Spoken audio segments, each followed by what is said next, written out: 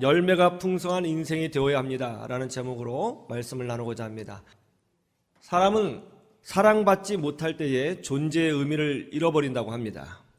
내가 왜 사는 거지? 그런 생각을 갖게 된다고 그래요.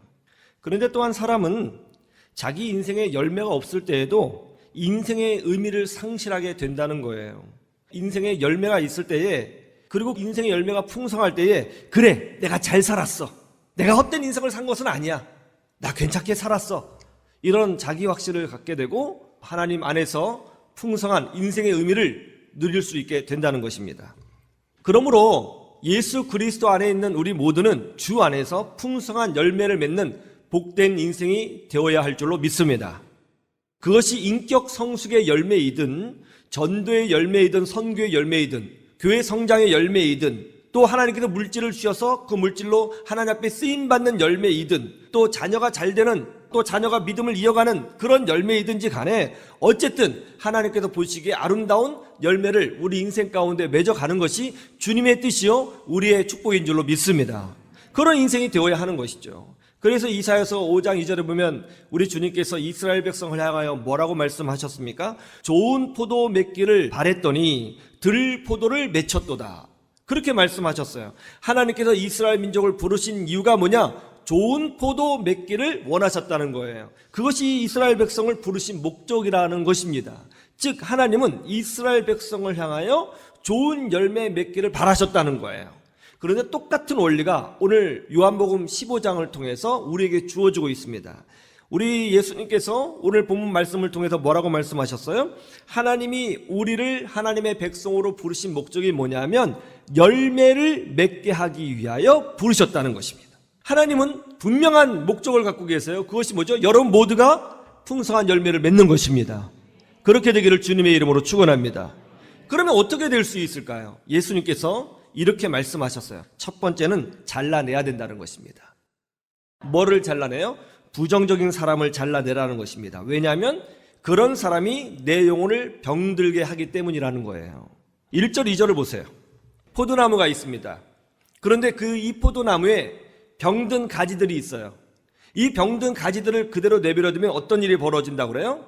정상적인 가지가 빨아당겨야 할 에너지를 병든 가지가 빨아당기기 때문에 정상적인 가지가 열매를 온전히 맺지 못한다는 거예요.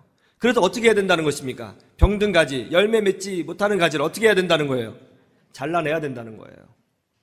농사를 지어보신 분은 이 원리가 무엇인지 다 아실 겁니다. 열매를 더 풍성히 맺게 하기 위해서는 열매를 맺지 못할 뿐만 아니라 나에게 부정적인 영향을 주고 에너지를 뺏어가는 헛된 가지를 잘라내 버려야 된다는 거예요. 차트를 달리는 남자라고 하는 TV 프로가 있죠. 차트를 달리는 남자. 저는 그거 재밌어서 종종 보거든요. 거기 아주 재밌는 사건이 나왔습니다. 1939년 미국 아이오와 대학의 웬델 존슨 박사가 아주 충격적인 실험을 한 내용입니다. 이 웬델 존슨 박사는요, 사람이 말더듬하는 거 있잖아요. 말을 더듬는 것이 유전적인 요인인지 아니면 후천적 환경에 의한 요인인지를 알아보기를 원했습니다. 그래서 부모가 없는 고아 22명을 대상으로 이 실험을 자행했어요. 정상적인 아이들인데요, 이 정상적인 아이들에게 어떤 메시지를 준 겁니다. 아이가 분명히 정상적이거든요. 말을 제대로 합니다. 그런데 그 아이들에게 이렇게 말을 했어요. 야, 너 왜 말 더듬니? 말 더듬지 마. 네가 자꾸 말 더듬으니까 분위기가 안 좋잖아. 사람들이 수군거리잖아. 뭐라고 하잖아. 말 더듬지 마. 정상적인 아이예요. 왜 말을 더듬느냐고 지적하고 혼을 낸 겁니다. 말 더듬지 마. 너 자꾸 네가 말 더듬으니까 주변이 분위기가 이상해지잖아. 사람들이 수군거리잖아. 그렇게 말을 해준 거예요. 어떤 일이 벌어졌을까요? 정상적인 아이였는데 어느 순간 정말 말을 더듬기 시작했습니다. 그리고 놀라운 것은 그것이 일시적인 현상이 아니었다는 거예요. 이 아이가 20대가 되어도 30대가 되어도 40대가 되어도 심지어 노년에 이르기까지 말더듬을 벗어나지 못했어요. 나중에 이것이 자기들을 향한 실험이었다는 사실을 알아내게 됩니다. 그래서 이분들이요, 나이가 들었는데 고소했어요. 이 실험을 행한 이 대학교를 고소했습니다. 보상금을 받긴 받았습니다. 약 97만 달러, 우리나라 돈으로 100억 정도를 받은 것 같아요. 그러나 그것이 무슨 의미가 있어요? 나이가 다 들어버렸잖아요. 최근에 아이오와 대학은 공식적으로 이 문제에 대해서 사과를 했다고 합니다. 그런데 여러분 생각해 보세요. 이 사건의 핵심이 뭐예요? 정상적인 아동에게 너 왜 말 더듬어? 말 더듬지 마. 네가 말 더듬으니까 사람들이 이상하게 보잖아.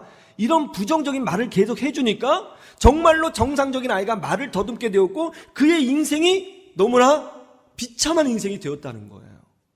여러분 주변에 이렇게 여러분에게 부정적으로 말을 하고 여러분의 영혼을 흔들고 어둠을 심어두고 낙심케 하고 좌절케 하고 열정을 꺾어버리고 비전을 꺾어버리는 사람 있나요? 잘라내야 되는 것입니다. 안 그러면 여러분의 영혼이 죽는다는 것이죠.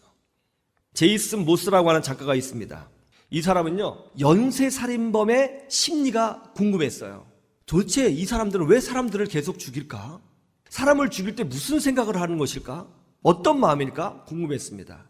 그래서 직접 연쇄살인범들을 만나서 그들과 대화를 하며 그들의 심리를 알아내기를 원했어요. 교도소에 찾아갔습니다. 대화를 했습니다. 그리고 편지를 주고받으면서 무슨 생각으로 사람을 계속 죽이는지 알아내기를 원했어요.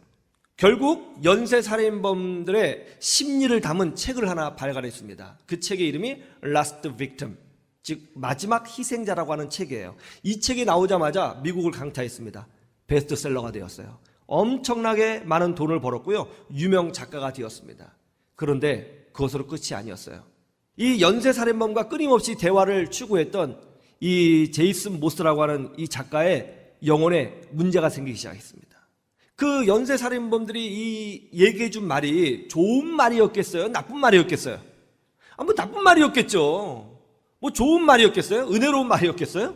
그렇지는 않았을 거 아닙니까? 그 연쇄살인범들이 해준 메시지가 이 사람 영혼에 계속 남아있는 거예요. 그리고 정신적으로 문제를 일으키기 시작했습니다. 그리고 자기 삶이 완전히 피폐해졌고요. 세수도 하지 않고요. 씻지도 않았습니다. 환청이 들리기 시작했습니다. 이상한 것이 헛것이 보이기 시작했어요.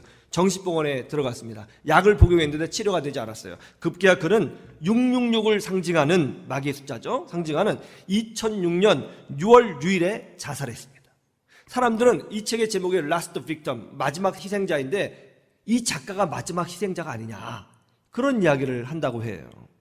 여러분 혹시 여러분 주변에 직장 생활에서 여러분 영혼을 흔드는 나쁜 메시지를 주는 사람이 있어요? 여러분의 비전을 꺾어버리고 열정을 꺾어버리고 희망을 꺾어버리고 여러분의 마음을 어둡게 만드는 그런 친구가 있습니까? 그런 친구들이, 그런 사람들이 여러분의 영혼을 병들게 한다는 것을 여러분 아셔야 되는 것입니다.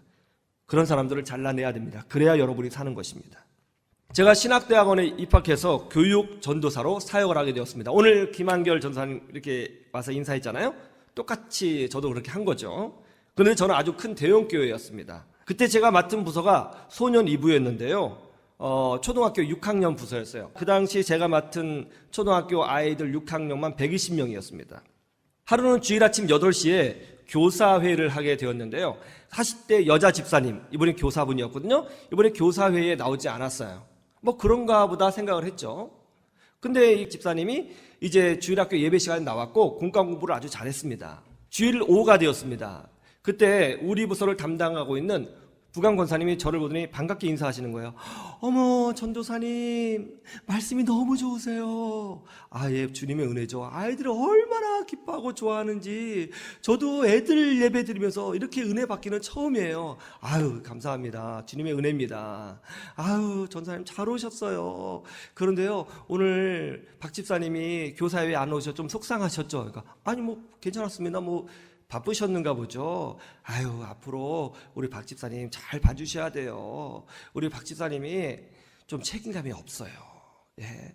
그리고 박 집사님 그 문제 때문에 교사들하고 많이 싸우고 말이죠. 작년에도 크리스마스 트리 담당했는데 그거 못해가지고 제가 한 소리 했잖아요. 우리 박 집사님 그런 문제가 있으니까 전사님 많이 좀 이쁘게 봐주세요. 그렇게 얘기를 하는 거예요. 근데 그전에는 박 집사님에 대한 관심도 없었거든요. 그런데 사람이 묘하죠? 그 말을 딱 듣는 순간 저분은 안 되겠구나 하는 생각이 드는 거예요. 그전에 관심도 없던 분이에요. 근데 그런 생각이 정말 들더라고요. 그리고 저 사람 때문에 교사 분위기가 좀 망칠 수 있겠구나. 담당 교육자로서 걱정도 되고요. 성탄절 시즌이 되었습니다. 성탄 트리 장식을 다른 선생님에게 맡겼습니다. 그러자 28살 된 청년 교사가 저를 찾아왔어요.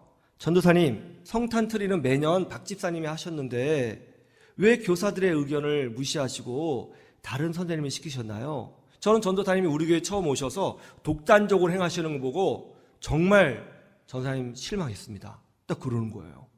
얼굴이 화끈거렸습니다. 그래서 제가 설명을 했죠. 아니, 부감 권사님이 여차여차 얘기해서 책임감이 없다고 해서 저는 교육자로서 공동체 유익을 위하여 그렇게 했습니다. 그랬더니 그 청년 교사가 뭐라고 하냐면, 무슨 말씀이세요?